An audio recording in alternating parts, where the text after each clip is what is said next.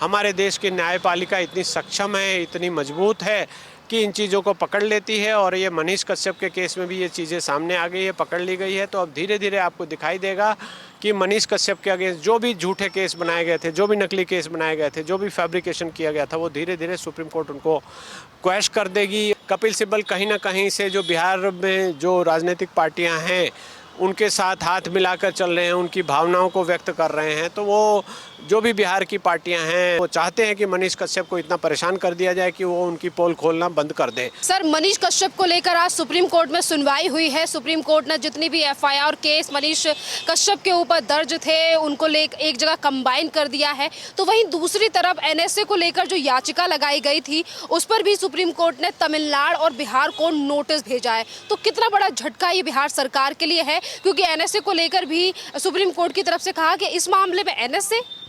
देखिए, ये इसको गौर से समझने की ज़रूरत है। मनीष कश्यप क्या है? एक अपराधी हैं, एक आतंकवादी हैं, क्या है? तो आप पाएंगे कि मनीष कश्यप एक ऐसा इंसान है जो यूट्यूब पर बहुत सारे वीडियोस बनाकर सरकारी कामों की पोल खोलता था और जो भी राजनीतिक गतिविधि वो करता था वो बहुत उस लेवल पर उसको छोड़ दिया जाए। उसके अलावा वो एक इन्फॉर्मेशन कैंपेन चलाता था। बिहार सरकार की जो भी गलत हरकतें थी, जो भी फील्ड में काम हो रहा था उसके बारे में वो न्यूज़ देता था। तो आप किसी तरह से मनीष कश्यप जैसे आदमी को एक पत्रकार या एक इन्फॉर्मेंट के अलावा और कुछ नहीं ट्रीट कर सकते। बिहार सरकार और तमिलनाडु सरकार ने उसको एक आतंकवादी बनाने की कोशिश की है, उसके ऊपर एनएसए लगाया है और ये कहा है कि ये राष्ट्र के खिलाफ भावनाएं भड़का रहा था, राष्ट्र के लिए खतरा है। तो एनएसए जैसा सीरियस कानून इन्होंने लगाया है। ये गौर नहीं कर पा रहे बिहार सरकार की जो पार्टी है, रूलिंग पार्टी, कि उनकी पार्टी में जो लोग हैं, उनकी पार्टी में जो उनके साथ बैठते हैं, कुछ लोग उसमें कैबिनेट में भी हैं, उन्होंने हमारे कानून व्यवस्था की धज्जियां उड़ा रखी है। उनके ऊपर एनएसए नहीं लगाया गया और एक ऐसे आदमी पे एनएसए लगाया गया है जो सिर्फ यूट्यूब पर वीडियो बनाकर डालता है। हो सकता है उसकी वीडियो में मिसलीडिंग इन्फॉर्मेशन हो सकता है उसकी वीडियो में गलत इन्फॉर्मेशन हो सकता है उसकी वीडियो में फॉल्स इन्फॉर्मेशन हो, लेकिन इसका मतलब ये नहीं है कि वो आतंकवादी है और वो देश को तोड़ने की कोशिश कर रहा है और उसके ऊपर एनएसए लगाया जाना चाहिए। तो सुप्रीम कोर्ट ने इस बात को पकड़ लिया है और ये दिखाई देता है हमारे देश की न्यायपालिका इतनी सक्षम है। ये बात अलग है कि थोड़ी देर हो जाती है इन सब चीज़ों में, जिसकी जितनी प्रताड़ना होनी है वो हो जाती है, लेकिन हमारे देश की न्यायपालिका इतनी सक्षम है, इतनी मजबूत है कि इन चीज़ों को पकड़ लेती है और ये मनीष कश्यप के केस में भी ये चीज़ें सामने आ गई है, पकड़ ली गई है। तो अब धीरे धीरे आपको दिखाई देगा कि मनीष कश्यप के अगेंस्ट जो भी झूठे केस बनाए गए थे, जो भी नकली केस बनाए गए थे, जो भी फैब्रिकेशन किया गया था, वो धीरे धीरे सुप्रीम कोर्ट उनको क्वैश कर देगी और कुछ को क्लब कर दिया है तो वो सब सेटिसाइड हो जाएगा, क्वैश हो जाएगा और मनीष कश्यप फ्री हो जाएंगे। और उनको डिमोरलाइज करने की कोशिश की गई, उनको रोकने की जो कोशिश की गई है बिहार सरकार द्वारा अपने सत्ता का दुरुपयोग करके, वो सब अब खत्म हो जाएगा, ये मुझे ऐसा लग रहा है। सुप्रीम कोर्ट में सर कपिल सिब्बल की तरफ से ये दलीलें दी गई कि मनीष कश्यप जो है वो पत्रकार नहीं है, वो एक नेता है, क्योंकि वो पहले चुनाव लड़ चुका है और उसने वीडियो बनाई ही नहीं बल्कि पोस्ट ही नहीं की, वो उसके लिए चेन्नई पहुंच गया और उसके बाद ये फर्जी खबर फैलाई। पर आज जनता सवाल उठा रही है कि जो कपिल सिब्बल मनीष कश्यप के लिए ये कह रहे हैं कि वो नेता है, पत्रकार नहीं है, यूट्यूबर है, तो कपिल सिब्बल कहाँ से राजनेता, क्योंकि वो कहाँ से एडवोकेट हुए, वो भी तो सांसद हैं, नेता हैं किसी पार्टी के, तो इस तरीके से क्यों कह रहे हैं वो मनीष कश्यप के लिए? देखिए, कांग्रेस का तो हमेशा से दो मुहा चरित्र रहा है। कोई पत्रकार, कांग्रेस के अंदर कम से कम 20 लोग ऐसे हैं जो पत्रकार भी क्लेम करते रहे हैं अपने आप को, वो एमपी भी रहे हैं, मिनिस्टर भी रहे हैं, और बहुत सारे ऐसे लोग हैं जो एडवोकेट भी हैं और वो मिनिस्टर भी हैं, एमपी भी रहे हैं। तो कांग्रेस के लोगों के मुंह से ये बातें शोभा नहीं देती। ऐसा हमारे संविधान में कहीं कोई रोक नहीं है। कोई भी आदमी वो एक पब्लिक रिप्रेजेंटेटिव बन सकता है। अगर वो चुनाव लड़ता है तो उसकी जो कंडीशंस हैं उसको पालन करते हुए चुनाव लड़ सकता है, राजनीति कर सकता है और वो पत्रकार भी रह सकता है। तो इसको लेके कौन सा कानून का वायलेशन हुआ है, कपिल सिब्बल शायद इस बात को नहीं समझा पा रहे हैं, समझ नहीं पा रहे हैं, जानबूझकर मिसलीड करने के लिए बोल रहे हैं। तो ऐसा कोई गैर कानूनी कोई हरकत नहीं है, कहीं कुछ नहीं है। मनीष कश्यप ने कहीं कुछ छुपाया नहीं है। वो एक यूट्यूबर है और आज की डेट में हम देखेंगे कि वो यूट्यूबर ही है। इसके पहले उसने राजनीति की है या इलेक्शन लड़ा है, जो भी लड़ा है उससे कोई फ़र्क नहीं पड़ता है। जैसा कि कपिल सिब्बल पहले कैबिनेट मिनिस्टर रहे, अब वो वकील बन गए हैं। तो अगर वो ऐसा कर सकते हैं तो क्या मनीष कश्यप ऐसा नहीं कर सकता है क्या? वो भी कर रहा है, तो एक सक्षम व्यक्ति है, एक फील्ड में जाकर वो काम कर रहा है।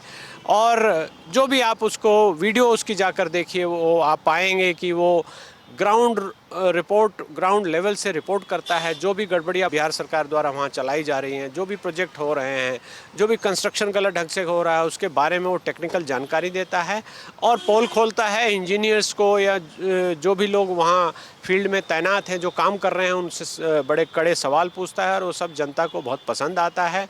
तभी जाकर उसकी वीडियो इतनी ज़्यादा लोग लाइक करते हैं और जनता उसके साथ खड़ी हो गई। बल्कि जब उसको अरेस्ट किया गया उसके बाद बिहार में लोगों ने बिहार बंद का भी आह्वान किया और उसका पूर्ण रूप से पालन भी किया गया। तो ये दिखाई दे रहा है कि वो कितना पॉपुलर आदमी है। इलेक्शन लड़ना ना लड़ना ये उसकी व्यक्तिगत स्वतंत्रता है, वो उसकी मर्जी है, वो जो चाहे करे। लेकिन बाहर से बैठकर आप ये नहीं कह सकते कि वो जेल में गया है चूँकि वो यूट्यूबर है और वो इलेक्शन लड़ा है, वो पत्रकार नहीं है, या पत्रकार है तो इलेक्शन क्यों लड़ा। ऐसी बातें, इस चीज़ों का कोई सिर पर नहीं है और ऐसे ज्ञानी लोगों को ऐसी चीज़ों से बचना चाहिए, ऐसी बातें नहीं करनी चाहिए। एनएसए को लेकर जो आज सुप्रीम कोर्ट की तरफ से रुख दिखाया गया है और उन्होंने जिस तरीके से अचंभे से पूछा कि एनएसए इस पूरे मामले में क्यों, और अगली डेट जो है वो सुनवाई की 28 तारीख की दे दी गई है, तो क्या लग रहा है इस बार की सुनवाई? और कोर्ट ने ये भी कहा है कि एक और याचिका जो है वो फाइल की जाए, यानी कि पिटीशन डाली जाए एनएसए को लेकर एक और। हाँ, एनएसए अपने आप में एक गंभीर विषय है और ये दिखाई दे गया कि सुप्रीम कोर्ट एनएसए को क्वैश करेगी और नहीं तो ऐसा ऑब्जर्वेशन दे देगी कि एनएसए इनको हटाना पड़ेगा। चूँकि ये राज्य सरकार का एक प्रेरोगेटिव है, वो जब चाहे एनएसए किसी के ऊपर लगा सकते हैं, तो उन्होंने ऐसा इसका मिसयूज़ करते हुए लगाया है। और जब ये पिटीशन फाइल हो जाएगी एनएसए के अगेंस्ट, तो सुप्रीम कोर्ट उस चैलेंज को एक्सेप्ट करते हुए क्वैश कर देगी और एनएसए की जो प्रोसीडिंग्स है उसको नल एंड वॉइड डिक्लेयर कर देगी और मनीष कश्यप को रिहा करने के ऑर्डर कर देगी। ये दिखाई दे रहा है हमको, आपको, सबको पता है। चूँकि हम कोर्ट में इन चीज़ों को देखते हैं, समझते हैं, तो हमें दिखाई दे रहा है कि इनको फ्रेम किया गया है और सुप्रीम कोर्ट ने इस बात को पकड़ ली है। और अब कहीं कोई सेविंग ग्रेस बिहार सरकार के पास या तमिलनाडु सरकार के पास नहीं है।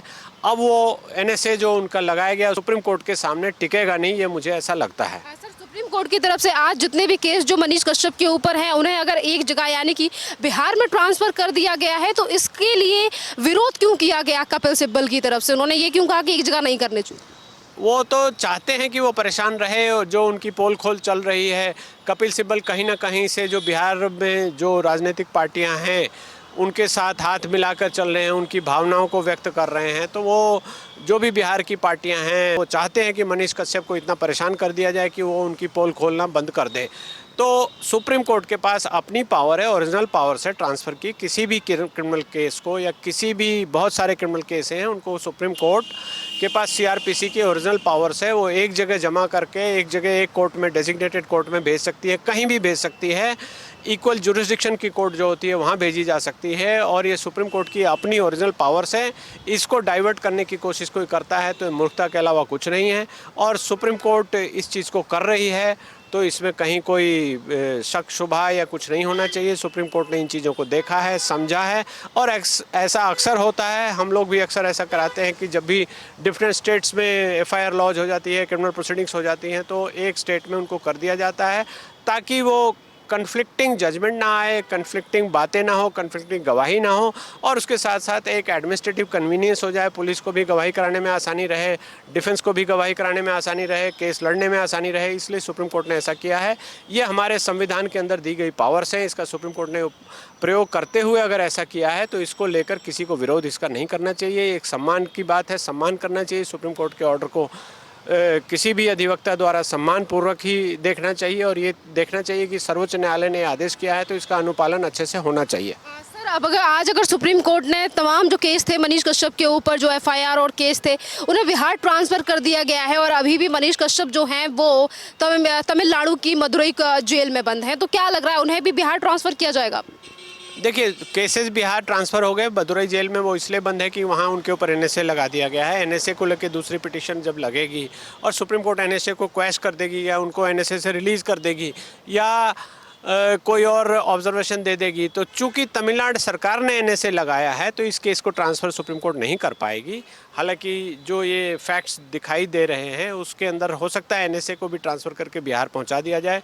तो वैसी हालत में अगर इनको कस्टडी में रखना है तो ये बिहार के ही किसी कस्टडी में रहेंगे, वहाँ जुडिशल कस्टडी में रहें या जहाँ भी जो कंसर्न्ड कोर्ट है जुडिशल मजिस्ट्रेट की या डेजिग्नेटेड कोर्ट जो एनएसए की है वो देखेगी उनको, और उस डिस्ट्रिक्ट की कस्टडी में, उस डिस्ट्रिक्ट की जेल में वो रहेंगे। मुझे ऐसा लगता है कि सुप्रीम कोर्ट इनको रिलीज़ करेगी और पक्का रिलीज़ करेगी। और ये जो झूठा मुकदमा है ये हो सकता है कई सालों तक चले, कुछ भी हो, लेकिन अब जब ये रिलीज़ हो जाएंगे तो ये केस सारे बिहार ट्रांसफ़र हो जाएंगे। और ऐसा हो जाएगा कि राजनीतिक रूप से जब ये जो भी बिहार सरकार कमज़ोर पड़ेगी तो उन केसेस को विड्रॉ कर लेगी या कहीं ना कहीं कोर्ट्स द्वारा भी उन केसेस को क्वैश कर दिया जाएगा। मुझे ऐसा फील हो रहा है और जो एक्सपीरियंस से हमको समझ में आता है कि ऐसे जो राजनीतिक चीज़ें होती हैं उनका हश्र भी यही होता है।